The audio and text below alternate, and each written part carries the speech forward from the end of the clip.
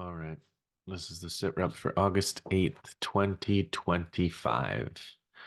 And there are two main things to do tonight. Number one is explaining this announcement by Israel that they're going to occupy Gaza.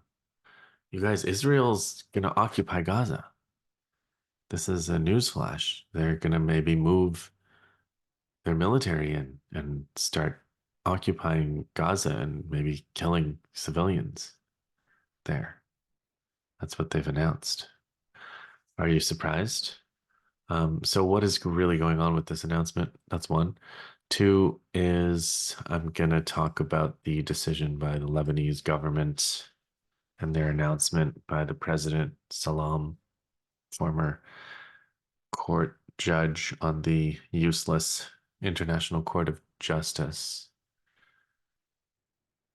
That useless body. He went from that useless body to the Lebanese presidency, where he is far from useless. He's serving Israel very well, arguably. So his announcement, what's going on there and what's going to happen in Lebanon as a result. So a couple of notes before we get into those issues, just to set them up. One, Gaza resistance report. I hope you've been watching the resistance report, John Elmer on Electronic Intifada. I just actually caught up with Thursday's live stream just now. So barrel bomb attacks, ambushes, mortar operations. John showed a video of, which I hadn't seen over the course of these weeks, where resistance fighters were set up and then they realized that the Israelis had seen them in a surveillance flight, so they withdrew from their ambush positions. So that's one of many things that are happening in the Gaza, on the Gaza resistance side. But then there's also Yemen. Yemen did a couple of important operations this week. On August 5th, they used one of their Palestine 2 ballistic missiles, pretty big ballistic missiles that they have, the ones that have the kafia painted on the warhead. And they also used 3 drones to hit targets inside Israel. On about the drones were just today, August 8th. The Palestine 2 missile was August 5th. So Lebanon, Yemen, and they had their million-man march, and they made all of their announcements. And there were some great speeches this week in particular that you could probably find on the web, just people from the crowd making speeches just about how they're never going to abandon Gaza. They're never going to abandon the Palestinians. And that's really important, really strategic that they have taken that stance.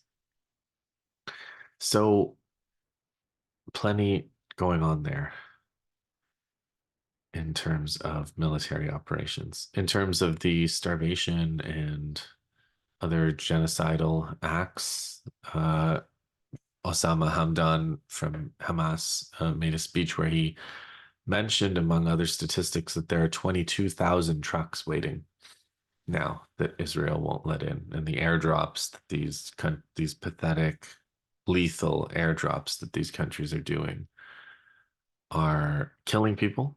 Literally, they're dropping these airdrops, in many cases, rotten food. It's so insulting. And I did a tweet about this where I said, there were debates. There's a pretty good book called The Myth of Rescue, where the author argues that there was no shortcut to stopping the deaths in the concentration camps like Auschwitz, etc.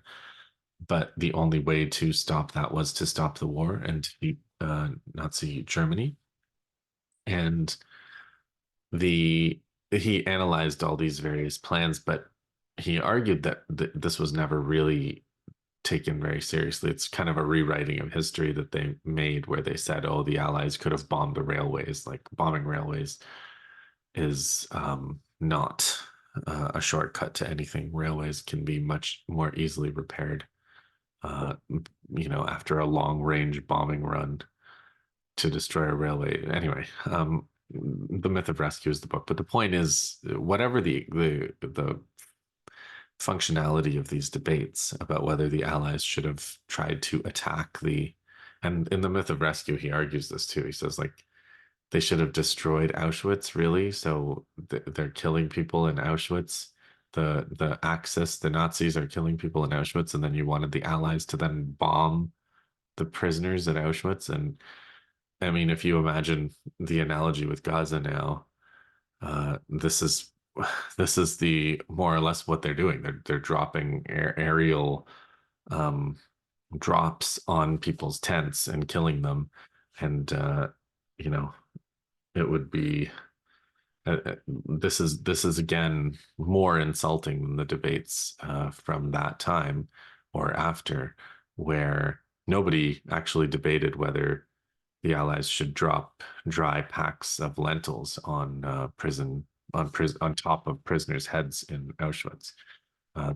That kind of depravity is saved only for the Palestinians at this point, the enemies of or the opponents of the Israelis.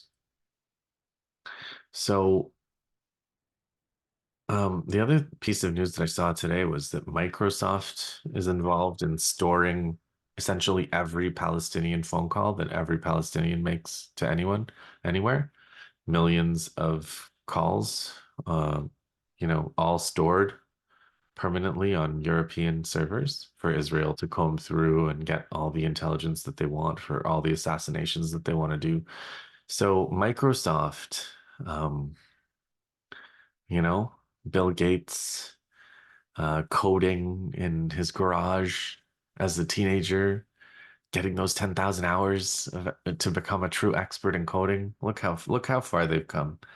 Microsoft now they're recording every single phone call made by a people who are subjected to genocide to help the murderers surveil them. That's that's where the US tech industry has ended up. This is the culmination of all of the university programs, all the computer science, all the STEM, all of that the US has put forward um, out there in the world, and this is where it ends up in helping the genociders do surveillance. And I guess arguably there's precedence for this. Edwin Black, I'm pretty sure, is a pretty monstrous Zionist himself, but he wrote a book called IBM and the Holocaust, among others, and where he showed evidence about how IBM built basically custom systems to facilitate the demographic sorting of populations in Germany and Eastern Europe so that they could better facilitate the deportations of Jewish people to camps to their deaths. And so, again, American tech has always been, I guess, or at least has been for decades, involved in these same kinds of things: sorting, surveilling, help facilitating genocide, all in a day's work for that for the high tech industry. So, in terms of Gaza, now let's just spend. I think this is going to be a pretty short sit rep. I talked a little bit about this on Jamal Thomas's show. Jamal Thomas, highly recommended show. I do catch it all the time. All the usual guests are on there, so it's a great place to get your fix of the usual guests, the usual anti-imperialist guests. And I was on there for the first time, and we were talking about Netanyahu's announcement that Israel's going to occupy all of Gaza. So, given what Israel has done, and just as an aside, I did discuss this a little bit on Jamal's show, but like there are certain things about what Israel has done that have always been unique and illogical, or not illogical I'm sure there's always a logic. I always search for a logic. I don't believe anybody's stupid. I don't believe anybody's foolish, but there's some logic beyond what we might think of as conventional military logic. If you think of things like the expenditure of ammunition, the destruction of buildings, the destruction of land, the destruction of cropland, there is the starvation of children, the murder of civilians. There is some kind of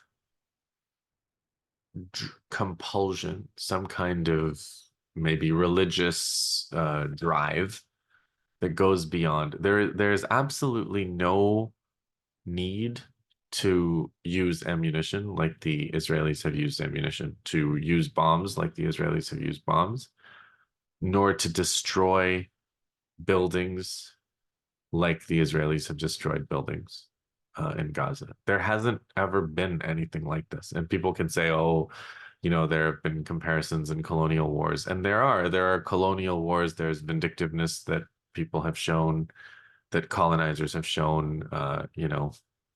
There's been extermination of populations. But just like when you look at the way the army behaves,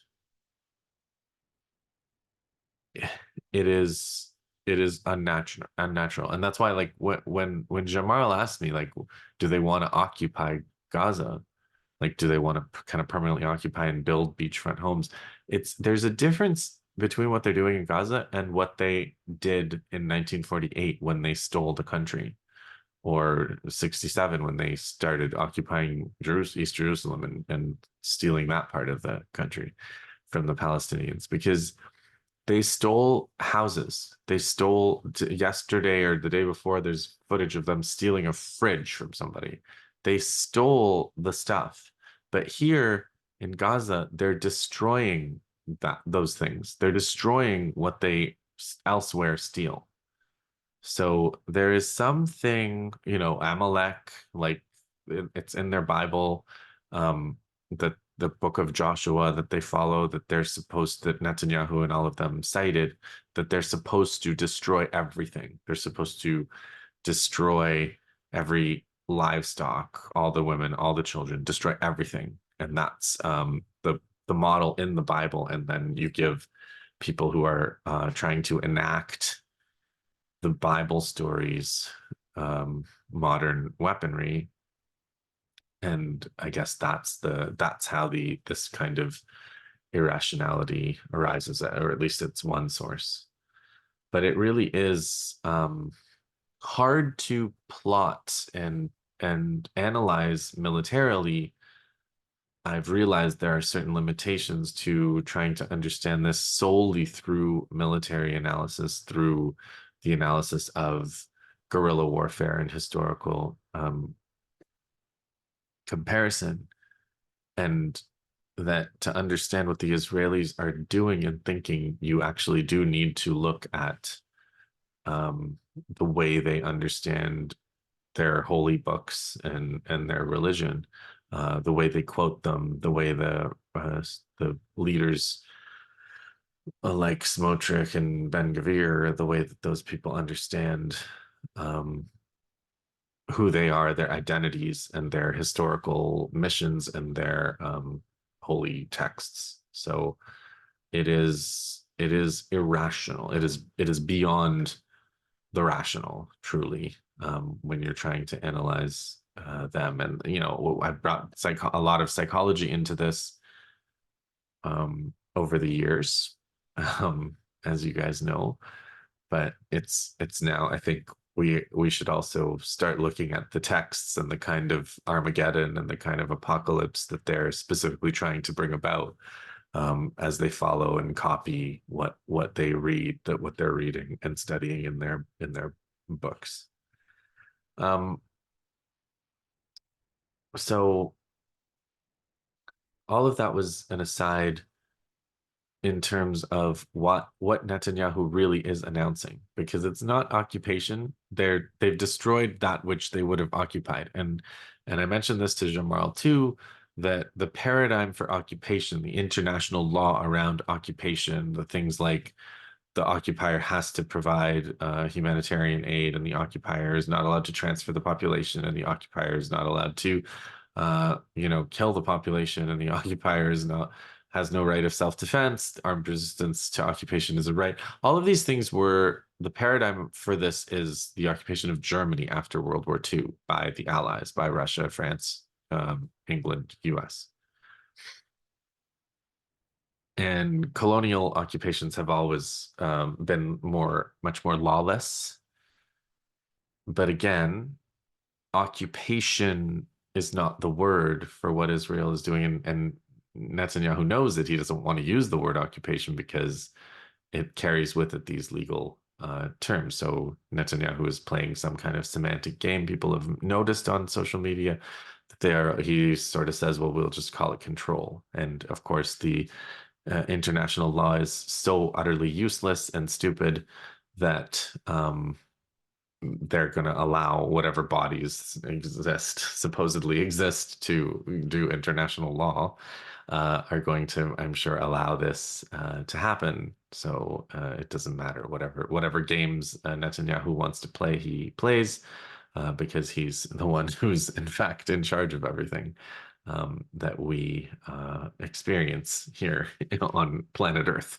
But the point being that occupation is not really the right word for what they're going to do, simply because destruction of everything is the stated and enacted objective here.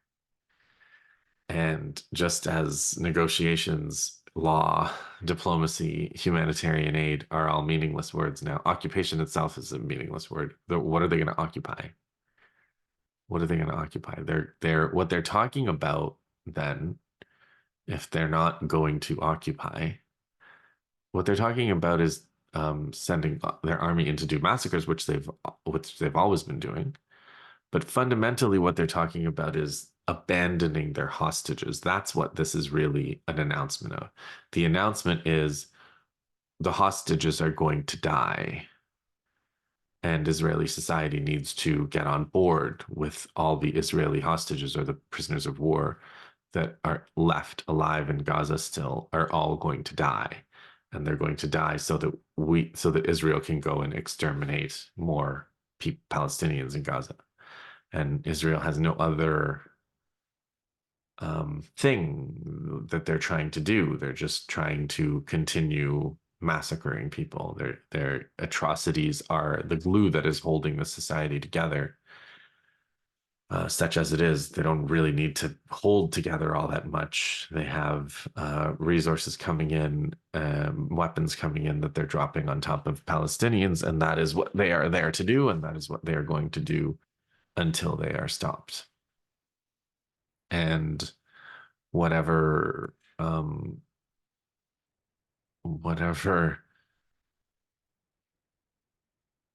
deterrent or whatever hesitation they had about killing Israelis themselves as Israelis, whatever deterrent they felt about letting Israelis die, whatever they felt about whatever hesitation they felt about doing operations in Gaza, it's almost all gone.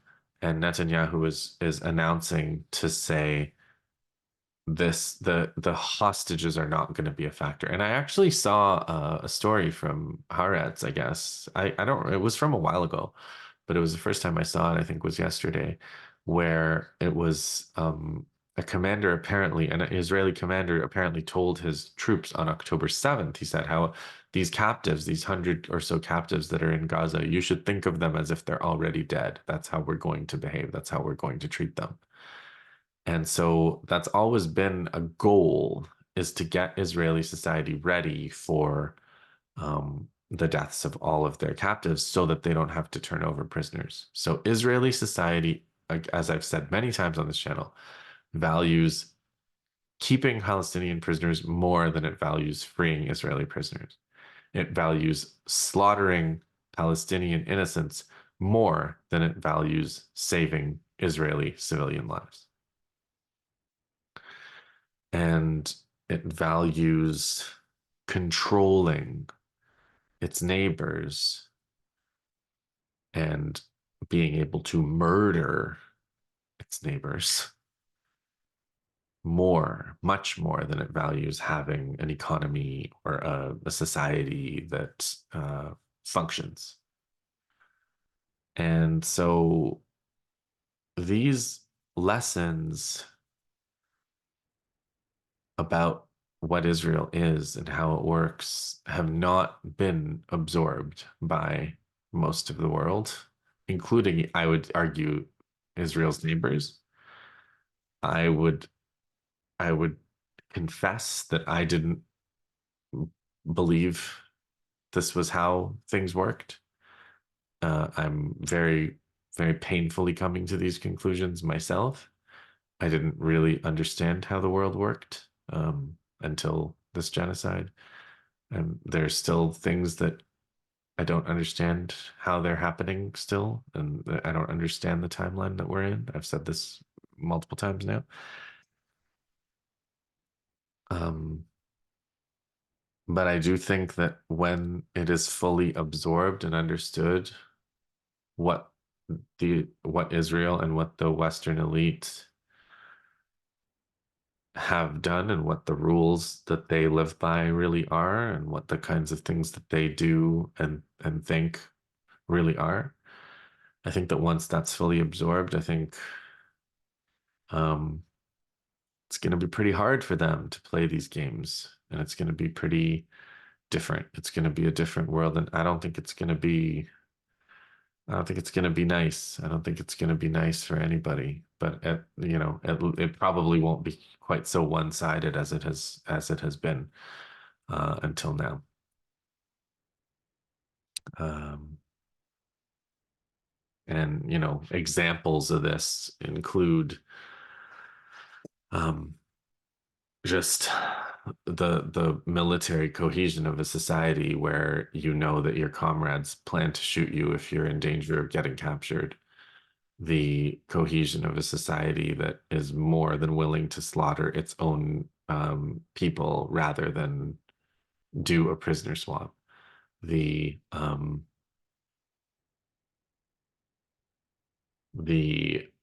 ability of Israelis and their backers to make agreements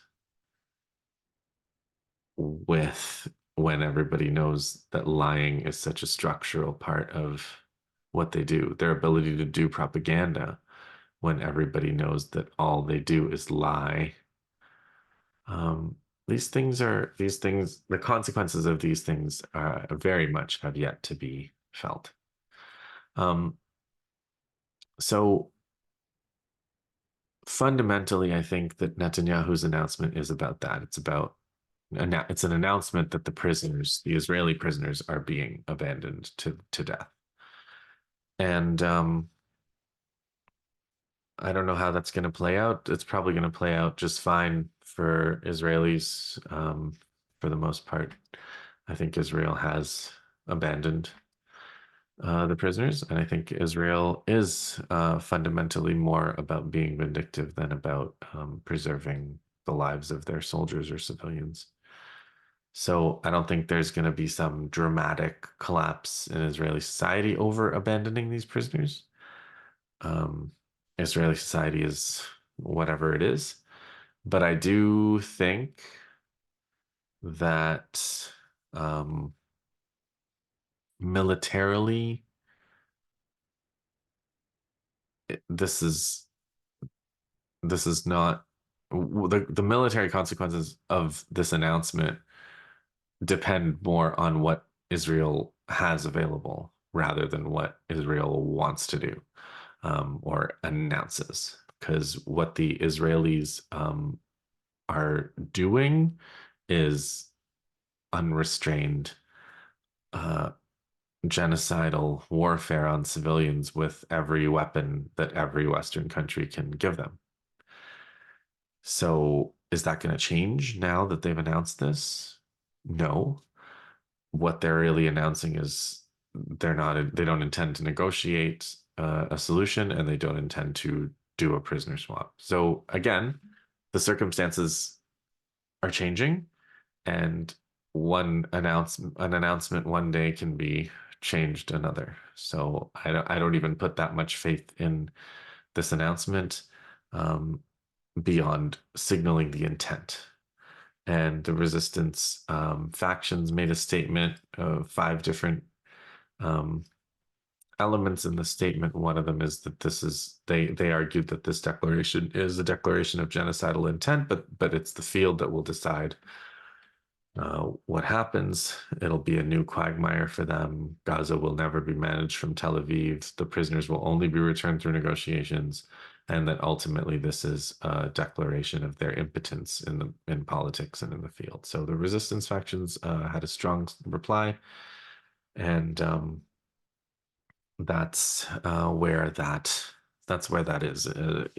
Presumably there will be some kind of expansion of the ground operations in Gaza as a result of this announcement, and there will be more Israeli military casualties in Gaza as a result as they try to implement this. I'm sure there will also be more genocidal operations conducted against the population, as there have been, and advancing starvation as well. So it is not some new massive thing that that Netanyahu's announced, but rather that another attempt at trying to soften the Israelis up for losing all of their hostages for the sake of not negotiating.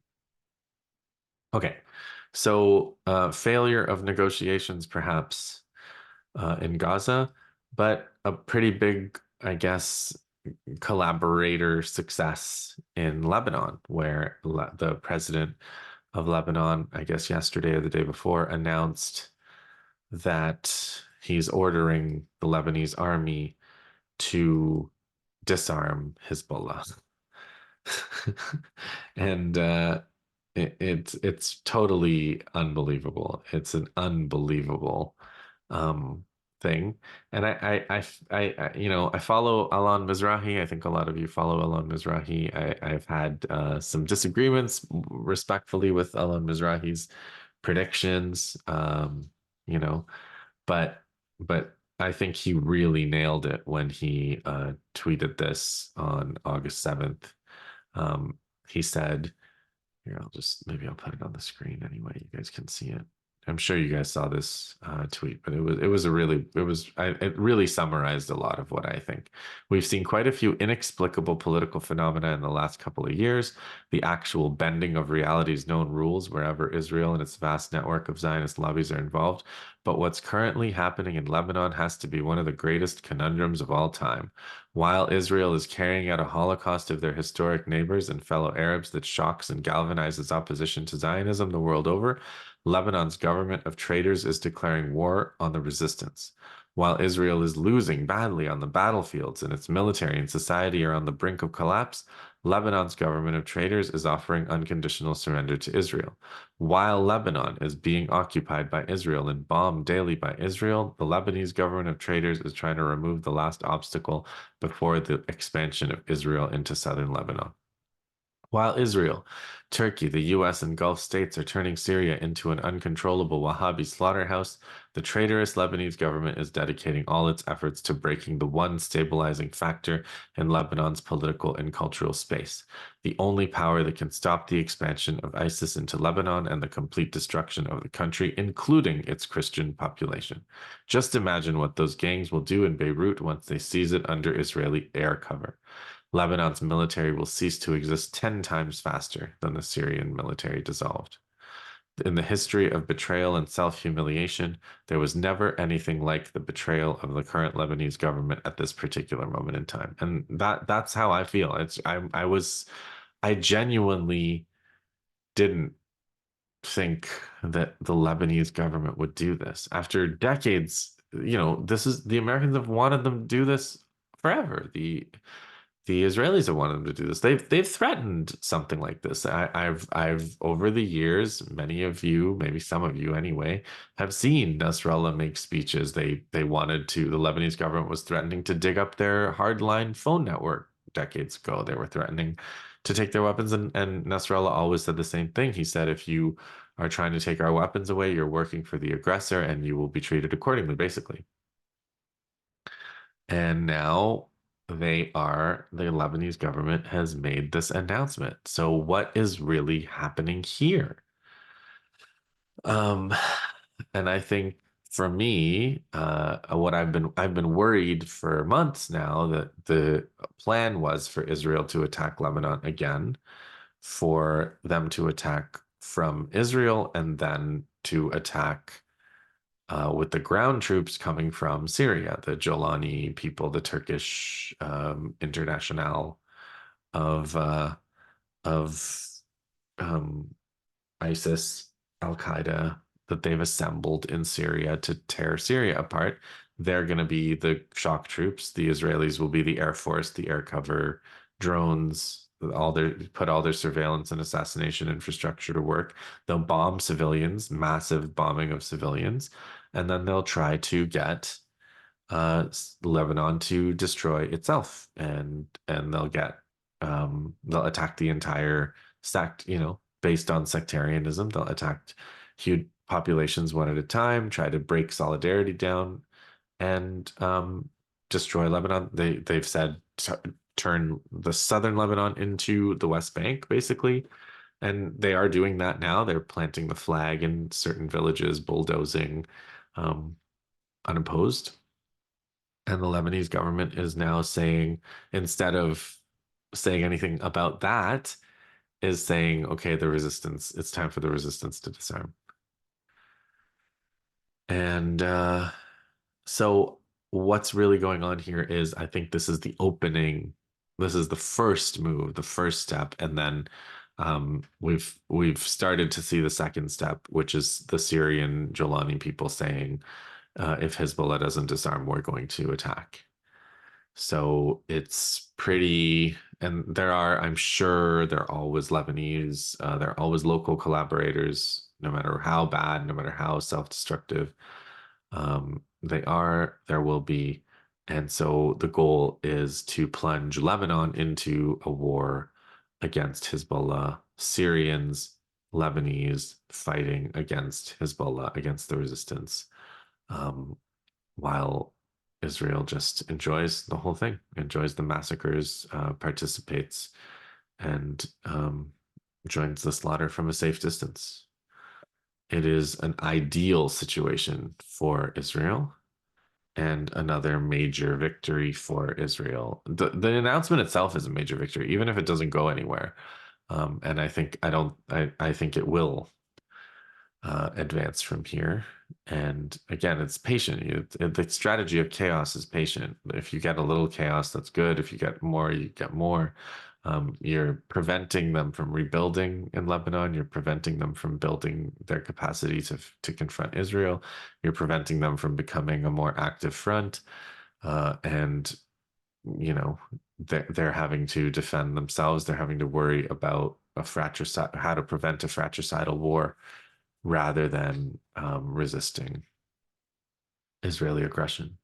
So the Greater Israel Project could not be happier about this announcement from the Lebanese government. And the timing is, like Alon Mizrahi said, amazing. It's amazing that during a Holocaust, during a genocide of their neighbors, as Israelis are proving that they cannot win battles with their army, that the Lebanese government is surrendering to them, to trying to give them something they could not take on the battlefield.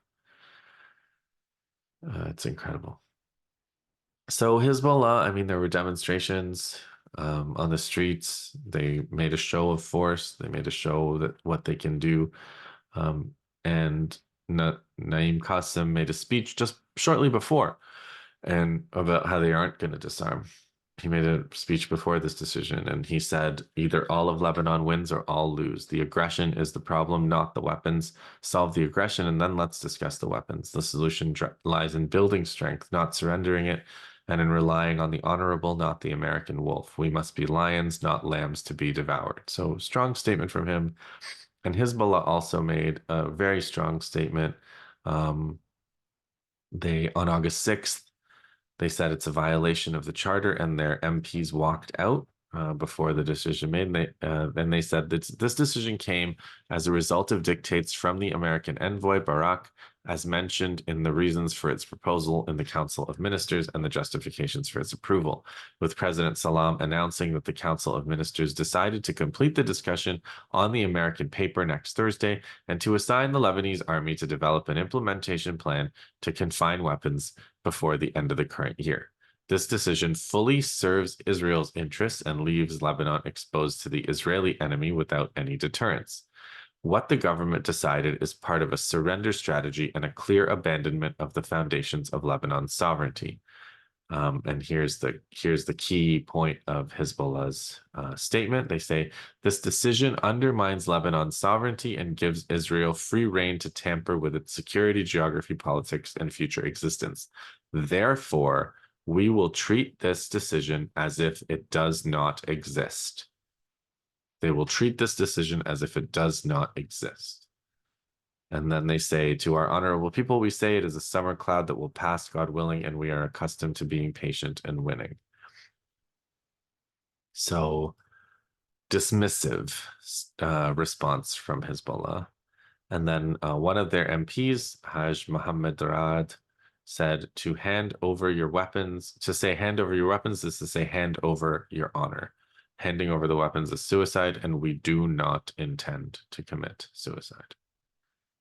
So Hezbollah will not be disarming, but this is the opening of a new sectarian strategy against the resistance in Lebanon, trying to unroll this as they did with Syria. And